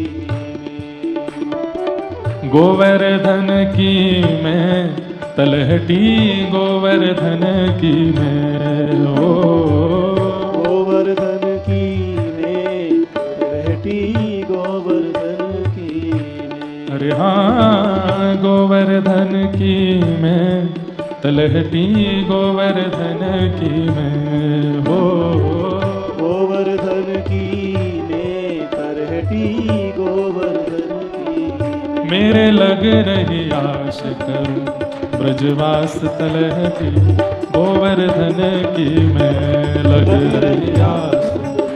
ब्रजवास तलहटी, गोवर्धन की ओ मेरे लग रही आश करूं ब्रजवास तलहटी, गोवर्धन की मैं ओ लग रही आस करूं ब्रजवास तलहटी, गोवर्धन की। ठाकुर जी की बड़ी कृपा है। आज पंचम दिवस की कथा यहाँ चल रही है। मुक्तिनाथ भगवान के चरणों में हम आप सब लोग मुक्ति और नाथ विषय पर ही चर्चा कर रहे हैं। और आज अनंत श्री विभूषित श्रीमद जगत गुरु रामानुजाचार्य परम पूजनीय प्रातस्मरणीय स्वामी श्री अनंताचार्य जी महाराज हम सबके मध्य पधारे हैं। सब श्रोताओं की ओर से महाराज जी के श्री युगल चरणों में बारंबार प्रणाम, बारंबार वंदन और बारंबार जय श्रीमन नारायण। आज बड़ी कृपा हुई हम सब दासों पर कि जहाँ साक्षात मुक्ति नारायण भगवान विराज रहे हैं, वहाँ नाथ के दर्शन अकेले करना ऐसा माना जाए कि हमने एक नेत्र से देखा, लेकिन आचार्य के सहित नाथ का दर्शन करना यह माना जाए कि युगल नेत्रों से देखा है। तो अभी तक तो हम एक नेत्र से ही दर्शन कर रहे थे, अकेले कर रहे थे, लेकिन आज आचार्य चरण आए हैं। अब आपके आगमन के बाद अब पूर्ण दर्शन होगा। क्यों? अब दोनों नेत्रों से दर्शन होंगे, क्योंकि आचार्य कृपा करते हैं। आचार्य कृपा करते हैं तो वह दिखता है जो हम अपनी योग्यता से नहीं देख सकते। इसलिए मैं कभी कभी निवेदन करता हूं कि किसी भी धाम में, किसी भी तीर्थ में, किसी भी भगवत स्थानों पर अकेले दर्शन करने मत जाओ, आचार्य सन्निधि में दर्शन करने जाओ, क्योंकि ठाकुर जी आपको नहीं जानते, आचार्य को जानते। किसी बड़े व्यक्ति के घर आप बिना परिचय के चले जाओ तो आपके पानी भी नहीं पूछा जाएगा, लेकिन उस बड़े व्यक्ति से जिसका संबंध हो उसके साथ चले जाओ तो लगे हाथ आपको भी चाय मिल जाती है। तो ऐसे ही हम आप सब लोगों को कहाँ जाने ठाकुर जी, इतने व्यापक विस्तृत संसार में जहां अरबों खरबों जीवात्माएं हैं, जहां पर जलचर, थलचर, वायुचर सब हैं, ठाकुर जी को कहां पता होगा कि हम कौन हैं? लेकिन आचार्यों को ठाकुर जी जानते हैं, आचार्यों को ठाकुर जी जानते हैं। और जब उन आचार्यों के सहित हम ठाकुर जी के सन्मुख जाते हैं तो देख तो ठाकुर जी आचार्य को रहे होते हैं, लेकिन संग में आने वालों पर भी दृष्टि पड़ जाती है, अच्छा ये भी है, ये अच्छा आप सब आए हैं, सबके लिए लाए हो, चाय पानी नाश्ता लाओ भाई। तो इसलिए आचार्य सन्निधि में भगवत दर्शन करना चाहिए। तो अभी तक तो हम कोरे दर्शन कर रहे थे, ठाकुर जी बोले हाँ भाई आए, बहुत लोग आ रहे हैं, जाओ, लेकिन अब आचार्य करके आ गए हैं दर्शन, अब हम जाएंगे तो नाथ कृपा करेंगे। तो बड़ी कृपा है कि आज महाराज जी का आगमन यहाँ पर हुआ। हम महाराज जी से नैमिषारण्य में मिले और वहाँ खूब चर्चा हुई थी मुक्तिनाथ के विषय में। तो सुबह जब मैं आ रहा था कथा करने, तब महाराज जी जा रहे थे दर्शन करने, तभी मैं प्रणाम करके निवेदन करके आया, महाराज जी आप जरूर आज सबको दर्शन देने के लिए कथा में पधारें। और महाराज जी बोले इतने सारे लोग बैठे होंगे, खाली हाथ नहीं आएंगे, थोड़ी कृपा का दर्शन करके आते हैं, थोड़ी लेके आते हैं, फिर आके सबको बांट देंगे। तो ऐसी भावना हुई है, आप सब में वितरित हो ही गया है। आज 56 भोग उत्सव है। अभी तक तो हम केवल एक चर्चा कर रहे थे मुक्तिनाथ भाव पर ही, अब गोवर्धन उत्सव मना रहे हैं। ठाकुर जी सब ब्रजवासियों को लेकर के गिरिराज जी जा रहे हैं। बंधुओं, ठाकुर जी को हमारी बड़ी चिंता रहती है। हमारा धन गलत जगह लगता है तो ठाकुर जी को चिंता होती है, हम गलत जगह पूजा अर्चना वंदन करने लगते हैं, ठाकुर जी को बड़ी चिंता होती है। ठाकुर जी कहते हैं मैं मिल गए फिर भी तुम्हें और जगह जावे की क्या जरूरत है? जब साक्षात मैं बैठा हूं तो आओ ना शरण में, क्यों बार बार भटक रहे हो दुनिया भर की चीजों में? आज बहुत भटकाव आ गया है संसार में। उन देवताओं को खोजा जा रहा है जो जल्दी प्रसन्न होते हैं, उन देवताओं को खोजा जा रहा है जिनकी थोड़ी पूजा करने पर बहुत लाभ मिलता है। ऐसा मत कीजिए। ऐसे में पता क्या होता है, और आप लोग सब समझ रहे हैं कि मैं कहां की तरफ अंकित कर रहा हूं भाव। हम लोग अब भजन से हमारा विश्वास उठ चुका है, नाम जप से, कथा से, ज्ञान से हमारा विश्वास उठ चुका है। हमारा विश्वास केवल एक जगह रह गया है कि ऐसा कोई मंत्र योजना या कोई पूजा विधि बताओ जिससे तुरंत हमारे जीवन के सारे कष्ट दूर हो। ऐसा नहीं है। ऐसा होगा भी तो पता है क्या होगा? आपने, आपके जीवन में कष्ट आया और आपने कोई विधि कर ली, किसी पेड़ पर जाके, चौराहे पर जाके कुछ कर आए, तो क्या होगा? वो स्थिति रुक जाएगी, लेकिन दोबारा नहीं आएगी। ऐसा नहीं है, दोबारा आएगी और पहले से प्रचंड होकर आएगी। फिर क्या करोगे? फिर करते रहो वही विधि, कुछ नहीं होगा। इसलिए क्या करो? ठाकुर जी की सन्निधि ग्रहण करो। ठाकुर जी महाभारत को स्टॉप नहीं करते, ठाकुर जी कहते हैं युद्ध च, युद्ध करो, लड़कर के आई हुई परिस्थिति को समाप्त करो और आगे बढ़ो। ये हमारे ठाकुर जी सिखाते हैं। ठाकुर जी परिस्थिति से भागना नहीं सिखाते या परिस्थिति से बचना नहीं सिखाते, परिस्थिति से जूझ करके उसको समाप्त करना सिखाते हैं। यही तो अच्छा है। तो आइए हरि शरण ग्रहण करो। आप सब तो हैं ही, ये तो जो नहीं आते उनके लिए बात है। भगवान सब ब्रजवासियों को लेकर के गए और श्री गिरिराज पूजन कराया। सब ब्रजवासियों ने पंचामृत अभिषेक किया, गिरिराज जी की परिक्रमा करी, 56 भोग सजाए। हमारे व्रज साहित्य में ऐसा वर्णन करते हैं कि श्री गिरिराज जी के पर्वत से भी ऊंची सामग्रियां हो गई, इतनी सामग्रियां लेके गए ब्रजवासी। गिरिराज जी सामान्य नहीं है। गर्ग संहिता के अनुसार तो जब ठाकुर जी ने गिरिराज जी उठाए तो इन्हीं पर्वतों के जैसे थे। 21 कोस लंबे चौड़े ऊंचे श्री गिरिराज जी थे जब ठाकुर जी ने उठाए थे। ठाकुर जी शरण में गए, वहां जाकर के गिरिराज जी का पूजन किया। पूजन करने के पश्चात इंद्र को पता चला कि मेरी पूजा बंद हो गई है, तो इंद्र ने मेघमालाओं को आज्ञा कर दी, सांबर तक मेघ भेज दिए। मूसलाधार बारिश होने लगी ब्रजमंडल में। सब ब्रजवासियों का विश्वास डगमगा गया। ठाकुर जी बोले अविश्वास अच्छा नहीं, जिनकी शरण में आए उन पर भरोसा करो। और चरणों में प्रणाम जैसे ही सब ब्रजवासियों ने किया, गिरिराज जी से प्रार्थना करने लगे, नाथ हमारी रक्षा करो। इतने में ही 7 वर्ष के लाला गए और पर्वत को प्रणाम करके जैसे ही दोनों भुजाओं से अधर किया, देखते ही देखते नन्हे से बाल कृष्ण प्रभु और विशाल पर्वत को एक तरफ से अधर कर दिया। सब ब्रजवासी देख रहे हैं, चकित हो रहे हैं। ठाकुर जी भीतर पर्वत में प्रवेश कर गए, मूल में जाकर के दोनों भुजाओं से पर्वत ऊपर करके अपने बाम हस्त की कन्या उंगली के नख पर धारण कर लिया। बोलो गिरिवरधारी गोपाल की। 7 कोस लंबे चौड़े ऊंचे गिरिराज पर्वत को, ये जो पर्वत दिख रहे हैं, इतने बड़े पर्वत उठाए थे। अब तो गिरिराज जी तिल भर रोज पृथ्वी में जा रहे हैं, द्वापर से अब तक अब बहुत बड़ा दर्शन नहीं होता। तब ठाकुर जी ने इतने बड़े पर्वत उठाए थे। सब ब्रजवासी देखते रह गए। हमारे यहाँ गिरिराज जी, अब मैं कल करूंगा इस बात का वर्णन, समय तो हो गया है। गिरिराज जी के स्वरूप का गर्ग संहिता में कैसा वर्णन है कल सुनाऊंगा। कैसी गुफाएं हैं, कैसे झरने हैं, कहाँ ठाकुर जी क्या लीला करते, कौन कौन सी लीलाएं गिरिराज पर्वत पर ठाकुर जी ने की। वेणु गीत में उसका वर्णन थोड़ा सा आता है। श्री राम कृष्ण चरण स्पर्श प्रमोद। गोपियां कहती हैं, अरे ये गिरिराज जी पर कोई वृक्ष नहीं है, ये गिरिराज जी पर पेड़ पौधे नहीं है। बोले श्री कृष्ण के चरण स्पर्श से गिरिराज के रोंगटे खड़े हो गए हैं। ये रोंगटे हैं, वो इतने आनंद में आ गए हैं कि वही वृक्ष वल्लरी बनकर के खड़े हुए। बहुत सुंदर है गिरिराज जी का वर्णन। ऐसे गिरिराज जी को ठाकुर जी ने बाम हस्त की कन्नी उंगली के नख पर धारण किया। एक छोटी सी कथा सुना के आज का विषय विश्राम करूं।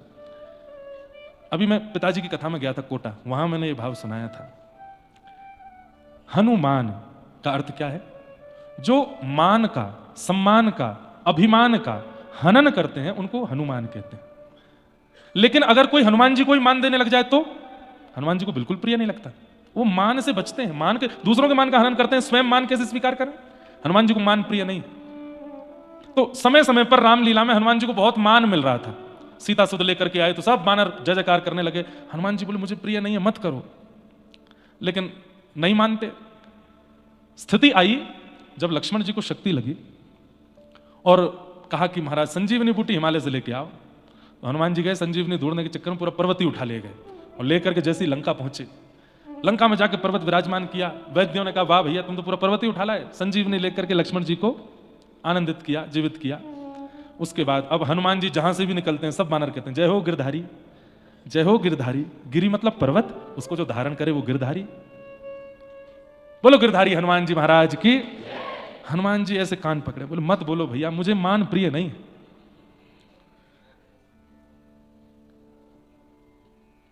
गिरधारी राम जी के पास गए, बोले जय जय अब मुझसे सहन नहीं हो रहा। बोले क्यों, क्या हो गया? बोले सब गिरधारी गिरधारी बोलने लगे हमको। ये मान का हनन करने वाला हनुमान मान क्यों प्राप्त कर रहा है? बोले अब इसका तो एक ही उपाय है। बोले क्या? आप भी गिरि धारण करो और ये नाम अपने ऊपर ले लीजिए जो मेरे ऊपर आ गया है। ठाकुर जी बोले अभी तो नहीं करेंगे, पर हम वचन देते हैं द्वापर तक और गिरधारी बने रहो, उसके बाद हम ऐसे गिरधारी बनेंगे कि गिरधारी नाम से तुमको कोई नहीं जानेगा, सब हमको ही जानेंगे। तो आज ये नख पर धारण करना, अरे ठाकुर जी भ्रगुटी टेढ़ी कर दें, इंद्र की मजाल की एक बूंद नीचे गिर दे। लेकिन जैसी वर्षा हुई और सामने गिरिराज जी को देखा, ठाकुर जी को याद आया ओहो हनुमान जी। और वो हनुमान जी पूछरी के लौठा बने हुए हैं ब्रज में, वही जाके थोड़ा नोच रहे हैं। वो गिरधारी वाला नाम ले लीजिए ना हमारे ऊपर से।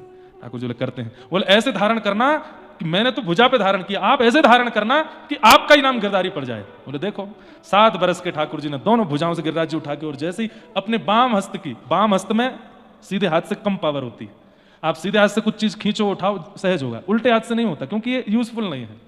बाम हस्त की, और बाम हस्त में भी सबसे कोमल कनिष्ठ उंगली, और कनिष्ठ उंगली के भी नख पे ठाकुर जी ने गिरिराज जी को धारण किया। इतना ही नहीं, दोनों पैर और त्रिभंगी कर लिए और कमर पे हाथ धर के ऐसे खड़े हुए जैसे मानो रुई का फोआ उठाया हो। अब जैसे ही उठाए, ओ नख पे धार लियो गिरिराज नाम गिरधारी पायो है, नख पे धार लियो गिरिराज नाम गिरधारी पायो है, नख पे धार लियो गिरिराज नाम गिरधारी पायो है।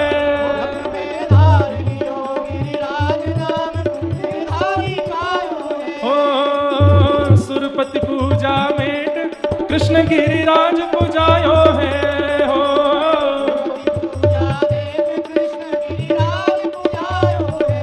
हाँ सुरपति पूजा मेट कृष्ण गिरिराज पूजायो है।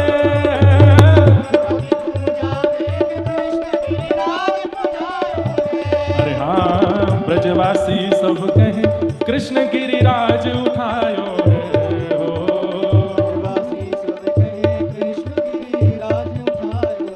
ओ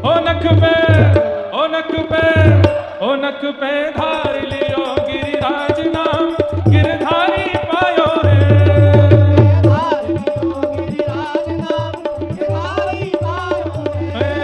गिरिराज धरण प्रभु तुम्हारी शरण, गिरिराज धरण प्रभु तुम्हारी शरण, रखो लाज हमारी गोवर्धन,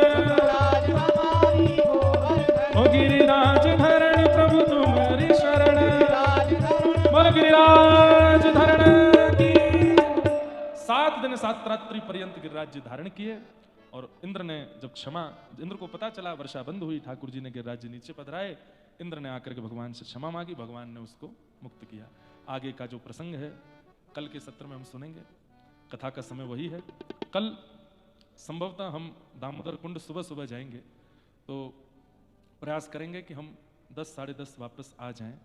किसी कारणवश थोड़ा बहुत विलंब हो, आप लेकिन समय पे आए, आप यहाँ आकर के और कीर्तन भजन करते रहना। हम पूरी अभी तक योजना ऐसी ही है कि हम 10 साढ़े 10 तक वापस आ जाएं, लेकिन किसी कारणवश मौसम अनुकूल नहीं होता, थोड़ा विलंब होता है, तो हमको गारी वारी मत देना। बैठे बैठे यहाँ कीर्तन करना, अपना नाम जप करना, अपना ध्यान करना, अपना भाव रखना। थोड़ी देर विराजो, 2 मिनट सब लोग बैठो। आज आचार्य चरण पधारे हैं, गुरुदेव के चरणों में हमारी प्रार्थना। मुक्तिनाथ धाम में हम सब प्रथम बार आए हैं और नाथ को बिल्कुल चर्चा नहीं करनी, सब लोग बैठ जाओ, बिल्कुल शांति का 2 मिनट परिचय दो। नाथ के सन्मुख हम पहली बार आए हैं। आचार्य चरण आज कृपा करें, कुछ भाव ऐसे हमें अनुभव में बताएं जिससे फिर हम अपनी इस 3 दिवसीय और यात्रा जो बची है उसको मंगल में कर सकें। उसके बाद फिर आरती करते हुए आज के सत्र को विश्राम देंगे।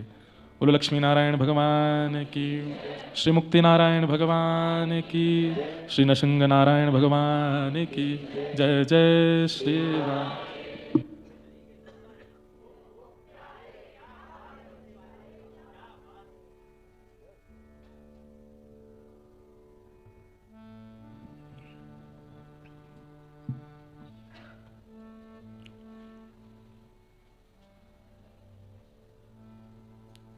हरये नमः। वंशी विभूषित करान्नवनीरदाभा, पीताम्बरदरुण बिम्ब फलधरोष्ठा, पूर्णेन्दु सुंदर मुख अरविंद नेत्रा, कृष्णात् परं किमपि तत्त्वमहं न जाने। श्रियः कान्ताय देवाय कल्याणनिधयर्थिनां, श्रीवेङ्कटनिवासाय श्रीनिवासाय मङ्गलम्। श्रीमद्गोपालबालाय गोदाभीष्टप्रदायिने, श्री सत्यसहितायास्तु कृष्णदेवाय मङ्गलम्। मङ्गलं गुरुवर्याय मङ्गलं गुणसिन्धवे, वादिभीतिकरार्याय नित्यश्रीनित्यमङ्गलम्। श्रीराधारासेश्वरी रसिकेश्वर घनश्याम, बार बार वंदन करूं प्रणवं बारंबार। अखिल कोटि ब्रह्मांड नायक सर्वेश्वर सर्वशक्तिमान अघटित घटनापटियान, निखिल हे प्रत्यनी कल्याण गुणगणिकतान, श्वेतर समस्त वस्तु विलक्षण चिदचिद विशिष्ट ब्रह्मानंद कंद परमानंद सच्चिदानंद घन स्वरूप, कालिंदी कुल के लिकारक भगवान कृष्ण के दिव्य पाद पद्मों में सालग्राम स्वरूप भगवान मुक्तिनाथ के दिव्य पाद पद्मों में विनयावनत होते हुए सभी श्री वैष्णवों को व्यास पीठासीन, व्यास का पीठ सबसे सर्वोत्तम और सबसे पूज्य होता है। व्यास पीठ पर जो भी बैठा व्यक्ति बैठता है वह व्यक्ति नहीं होता, वह संपूर्ण ज्ञान का प्रतिबिंब होता है। ज्ञान का पूंजीभूत जब एकीकृत ज्ञान होता है तो वह व्यासपीठ उसको कहते हैं। और व्यासपीठ से जो भी बातें कही जाती है वह श्री वैष्णवों का वह आभूषण होता है और श्री वैष्णवों को अक्षरशः उसका पालन करना चाहिए। तो ऐसे व्यासपीठ पर बैठे हुए हमारे अभिन्न हृदय और हमारे ही नहीं पूरे संत समाज के लाडले लाल सभी श्री वैष्णवों के हृदय को आह्लाद पहुँचाने वाले हमारे प्रिय, जिनको दर्शन आप लोग कर रहे हैं और सुन रहे हैं, लाभ आपको पुरुषार्थ चतुष्टय की प्राप्ति हो रही है। कैसे? एक तो यह दिव्य क्षेत्र है मुक्तिनाथ जी का, अष्टवैकुंठ में मुक्तिनाथ जी का स्थान है, चर्चा आई है, अभी हमारे प्रिय जी सुनाएंगे आप लोगों को। कि उत्तर में 4 वैकुंठ है, दक्षिण में 4 वैकुंठों की चर्चा है भागवत जी में। तो हम सब पहला काम तो वैकुंठ में बैठ करके और भागवत जी की कथा का श्रवण कर रहे हैं, पान कर रहे हैं। दूसरी चीज़ है कि जिससे कथा सुन रहे हैं, एक तो जगह की महत्ता, दूसरे कि आप ऐसे महापुरुष के अंश हैं जिसको विश्व नमन करता है भागवत जी के लिए, कि जिन्होंने भागवत जी को अपने जीवन में उतारा। कथाएं बहुत लोग कहते हैं मेरे बंधु, लेकिन जीवन में उतरती नहीं है कथा। आज यह हृदय पीड़ित है कि आज जो कथा कहने की जो परंपराएं चल उठी हैं और जैसी कथाएं हो रही हैं ऐसी होनी नहीं चाहिए। कथा को उतारा किसी ने तो आपके पूज्य पिताश्री और आपके महाराज जी ने उतारा, तो आप उनके लाडले लाल हैं। और दूसरी चीज़ यह है कि विनम्रता की प्रतिमूर्ति, कोई भागवत जी की कथा विनम्र ही कह सकता है, कोई रसिक ही कह सकता है। जब तक विनम्रता की प्राप्ति नहीं होती भागवत जी को रखा नहीं जा सकता है, आपके जनमानस में स्थापित नहीं किया जा सकता है। इसलिए विनम्रता की प्रतिमूर्ति। दूसरी चीज वृंदावनवासी, ठीक है, वृंदावन में निवास करने वाले भागवत जी की कथा दुनिया में कहीं होती है तो वृंदावन के नाम लेकर के ही होती है।